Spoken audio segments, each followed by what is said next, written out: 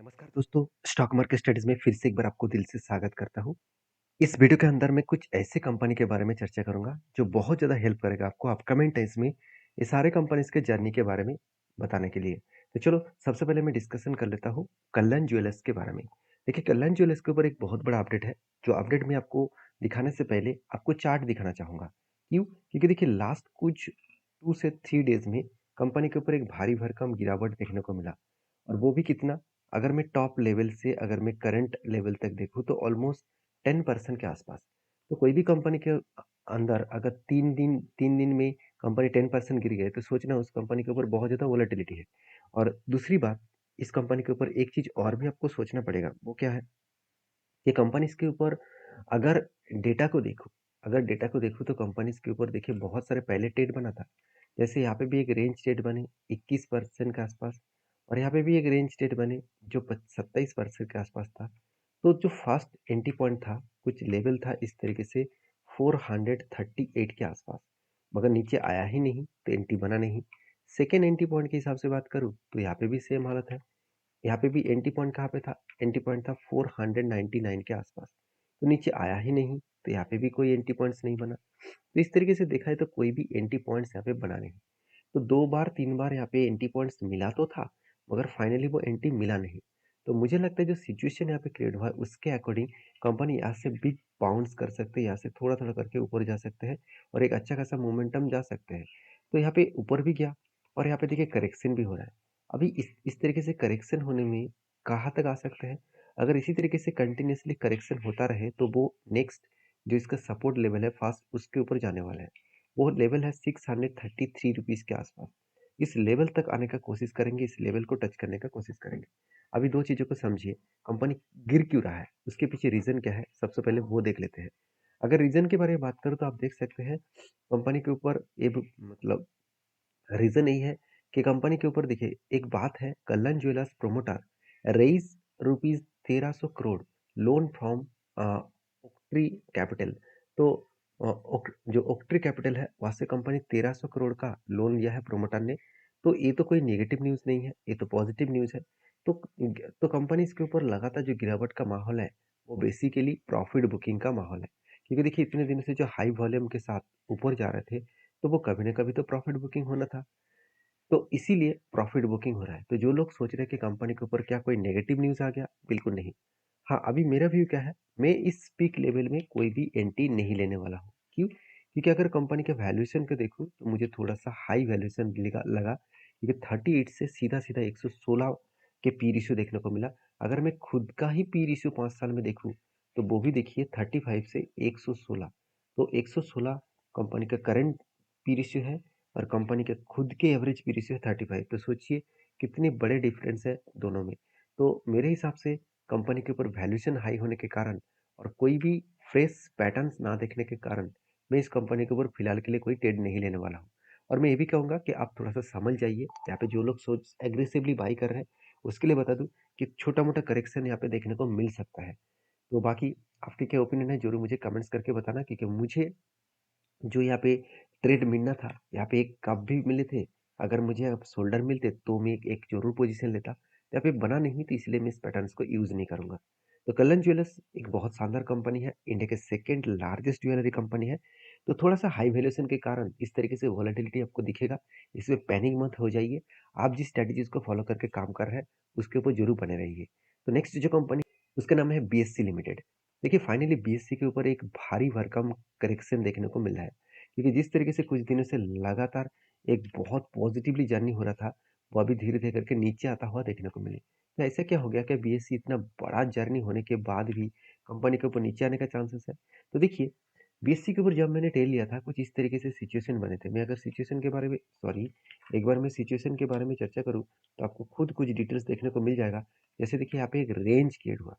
जब भी कोई कंपनी इस तरीके से रेंज को क्रिएट करता है, मतलब एक ही जगह पे वो वॉल्यूम करता है और फाइनली ब्रेकआउट होता है, तो मैं इंतजार करता हूँ कब रिटेस्ट करेगा तब मैं एंट्री लेने वाला हूँ। तो फाइनली यहाँ पे रिटेस्ट किया और इस जगह पे एंट्री बने, और एंट्री बनने के बाद मैं हमेशा इस तरीके से स्ट्रेटजीज के ऊपर 1:3 रेशियो का टारगेट लेकर चलता हूँ। मतलब 1% का स्टॉप लॉस और 3% का टारगेट।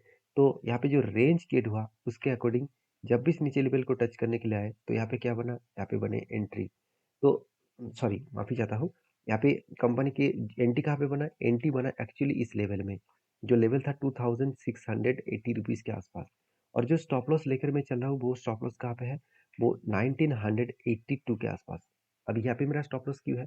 देखिए, जो इसका जिस जो जगह पे कंपनी सपोर्ट बार-बार क्रिएट किया था, तो वही लेवल को मैंने स्टॉप लॉस के हिसाब से रखा। तो उसके अकॉर्डिंग मेरा जो target point and stop loss point है, मैं आपको बता दूँ, 26% में स्टॉप लॉस लेके चल रहा हूँ। 26%, ध्यान से सुनिएगा, इतने बड़ा मैं स्टॉप लॉस लेके चल रहा हूँ। तो टारगेट कितना होना चाहिए? 1:3 रेशियो का टारगेट होना चाहिए। तो मेरा टारगेट है 80% के आसपास। तो 80% के आसपास मैं टारगेट लेके चल रहा हूँ और 26% के आसपास मैं स्टॉप लॉस लेके चल रहा हूँ। तो दोनों में डिफरेंस कितना है? ऑलमोस्ट 3 गुना, ऑलमोस्ट 3 गुना, ऑलमोस्ट नहीं 3 गुना से भी ज़्यादा। तो मुझे लगता है ये जो सिचुएशन बना है, इसके बेसिस में देखिए कंपनी क्या किया, बहुत बार डराया। जैसे यहाँ पे भी नीचे आए तो मुझे लग रहा था कि स्टॉप लॉस हिट हो जाएगा। कोई बात नहीं, मैं तैयार था स्टॉप लॉस लेने के लिए। उसके बाद देखिए कंपनी धीरे-धीरे करके ऊपर गया और फाइनली इस पीक लेवल तक जाने का कोशिश कर रहा है।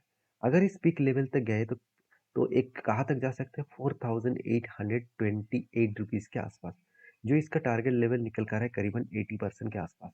तो हुआ कुछ ऐसा, कंपनी देखिए अच्छा खासा हाई वॉल्यूम के साथ ऊपर जा रहा था और अचानक करेक्शन होना स्टार्ट हो गया।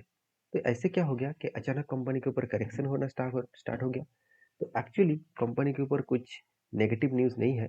एक्चुअली कंपनी के ऊपर जो डेटा अपडेट है वो मैं आपको दिखा दूँ कि कंपनी बता रहा है कि BSE stock gets left from NSC IPO visibility. मतलब जल्द से जल्द एनएससी का आईपीओ आने वाला है, इस तरीके से कुछ अपडेट्स आ रहे हैं, क्योंकि सेबी भी अप्रूवल कुछ चीज़ों को दे चुके हैं, कुछ चीज़ों का अभी तक अप्रूवल नहीं दिया है। तो अगर फाइनली अप्रूवल मिल जाएगा तो सीधा सीधा मार्केट में कौन लिस्टिंग होने वाला है? एनएससी। तो एनएससी सीधा सीधा मार्केट में लिस्टिंग होने जा रहा है और मार्केट में लिस्टिंग होगा तो एक कंपेटर जो पहले बीएससी था, मतलब बीएससी का जो कंपेटर अभी एनएससी है, तो दोनों में एक टक्कर चलेगा, क्योंकि जो लोग देखिए अभी मार्केट में अकेला लिस्टिंग कौन था? बीएससी। लोगों को अगर निवेश करना ही था कोई भी स्टॉक एक्सचेंज के ऊपर, तो बीएससी के ऊपर वो जा सकते थे, नहीं तो एमसेक्स के ऊपर वो जा सकते। अभी एमसेक्स देखिए कमोडिटी सेगमेंट है, उसको मैं छोड़ ही देता हूँ, वो अलग बात है। यहाँ पे दोनों ही इक्विटी स्टॉक कौन सा, इक्विटी मार्केट कौन सा है? बीएससी और एनएससी। तो एनएससी तो अभी तक मार्केट में नहीं था, तो सीधा सीधा लोग कहाँ पे निवेश करते थे? बीएससी में। अभी एनएससी मार्केट में आ जाएगा तो लोगों को बीएससी में जो लोग निवेश कर रहे थे, कुछ लोग तो एनएससी में आ जाएगा। तो ये जो फर्क दिख रहा है ना, इसके कारण कंपनी के ऊपर गिरावट हो रहा है। क्या अब एनएससी लिस्टिंग हो जाने के बाद बीएससी खत्म हो जाएगा? बिल्कुल नहीं। ऐसे बात कभी भी मत सोचना। ऐसे मार्केट में बहुत सारे कंपटीटर अलग-अलग कैटेगरीज़ के हिसाब से हैं। तो कम क्या बाकी कंपनीज़ बर्बाद हो गए? कहना बेवकूफ़ होगा। क्योंकि बैंकिंग सेक्टर में बहुत सारे बैंक्स हैं। क्या एचडीएफसी बैंक खत्म हो गया? क्या आईसीआईसीआई बैंक खत्म हो गया? बिल्कुल नहीं। तो कंपटीटर तो रहेगा। जो बिज़नेस अच्छा करेगा उसी का फ़ायदा होगा। तो नेक्स्ट जो कंपनी है उसका नाम है एल-एन-टी लार्सन एंड टुब्रो। तो इसके ऊपर एक बहुत बड़ा अपडेट है जो सबसे पहले मैं आपके साथ शेयर करना चाहूँगा। एल-एन-टी के ऊपर बताया जा रहा है कि देखिए एल-एन-टी शेयर गेट्स डाउनग्रेड, मतलब इसको डाउनग्रेड दिया जा रहा है। Largest price target cut on near term order follow worries, मतलब बताया जा रहा है कि कंपनीज के ऊपर जो बाइंग का रिकमेंडेशन किया गया था, अभी बाइंग नहीं है, अभी डाउनग्रेड मतलब सेलिंग का रिकमेंडेशन किया जा रहा है, वो कट ऑफ किया जा रहा है। टारगेट प्राइस को नीचे आने का चांसेस है। तो वो आप खुद ही इस न्यूज को डेटा को देख सकते हैं। तो आप देख सकते हैं the brokerage has also cut it's price target 3500, जो पहले 3900 रखा गया था वो कट करके 3500 रखा गया। मतलब 8% का डाउनग्रेड दिया गया है। तो क्या सही में 8% आएगा? तो चलो एक बार मैं चार्ट को देख लेता हूँ। तो चार्ट देखिए जिस तरीके से चार्ट क्रिएट हो रहा है, तो 3800 की जगह एक बार मैं देख लेता हूँ कितना टारगेट रखा, 3500। चलो 3500 कहाँ पे बना? 3500 कुछ इस तरीके से लेवल्स में है। और मुझे जो ये जो लेवल्स जो देखने को मिला, जो 3500 का लेवल रखा गया है, मुझे लगता है इस लेवल तक आने का चांसेस भी हो सकते हैं। क्यों?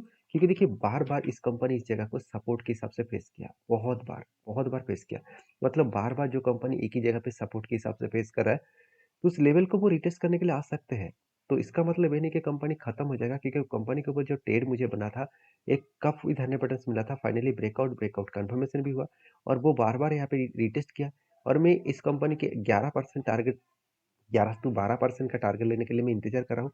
मुझे लगता है शानदार तरीके से टारगेट अचीव होने का चांसेस है। जो बेस्ट ऑफ व्यू से देखा है तो कंपनी को और बेस्ट तरीके से एक व्यू देखने को मिलेगा 4160 के आसपास।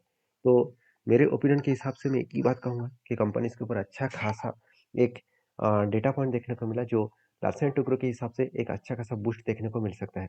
बाकी आपके क्या ओपिनियन है इस कंपनी के ऊपर ज़रूर कमेंट्स करना, क्योंकि जो यहाँ पे डाउनग्रेड दिया गया है, तो वो आ भी सकते हैं, ना भी सकते हैं, कोई बात नहीं। इतने बड़े कंपनी के ऊपर छोटे-मोटे तो करेक्शन होगा, इसके लिए आपको पैनिक नहीं करना है। आपको आपके भरोसा के आपके कंपनी के ऊपर भरोसा करके आगे बढ़ना है। तो एल-एन-टी के ऊपर ज़्यादा कुछ नहीं कहूँगा, सिर्फ एक ही बात कहूँगा, एल-एन-टी जैसे कंपनी के ऊपर आप ट्रस्ट तो करना ही पड़ेगा, क्योंकि इसका सेल्स का ग्रोथ, इसका प्रॉफिट का ग्रोथ हमेशा एक ट्रेंडिंग में दिखेगा। और दूसरी बात ये भी है कि अगर इन्वेस्टर के हिसाब से बात करूँ, चाहे वो प्रोमोटर हो, चाहे वो एफएस हो, हर किसी के पास, चाहे वो म्यूचुअल फंड हो, हर किसी के पास इन्वेस्टमेंट दिखेगा। और म्यूचुअल फंड ने लास्ट कुछ फ्यू मंथ में ये भी दिखाया कि कितना ज़्यादा वो इस कंपनी के ऊपर निवेश करके रखे हैं। देखिए लास्ट मई टू अगस्त, मई, जून, जुलाई, अगस्त, इस सारे मंथ में क्या-क्या अच्छा खासा बाइंग किया। तो मेरा पॉइंट आपके साथ शेयर किया हूँ, आपके पॉइंट्स मुझे मेरे साथ शेयर कर सकते हैं। नेक्स्ट जो कंपनी उसका नाम है एनबीसीसी इंडिया लिमिटेड। तो एनबीसीसी इंडिया लिमिटेड जिसका चार्ट पैटर्न आपको बहुत शानदार दिखेगा, जल्द से जल्द इस कंपनी 1:2 रेशियो का यहाँ पे बोनस देने जा रहा है। तो बोनस का डेट जल्द से जल्द आने वाला है। इसका डेट अभी तक मेंशन किया गया नहीं है।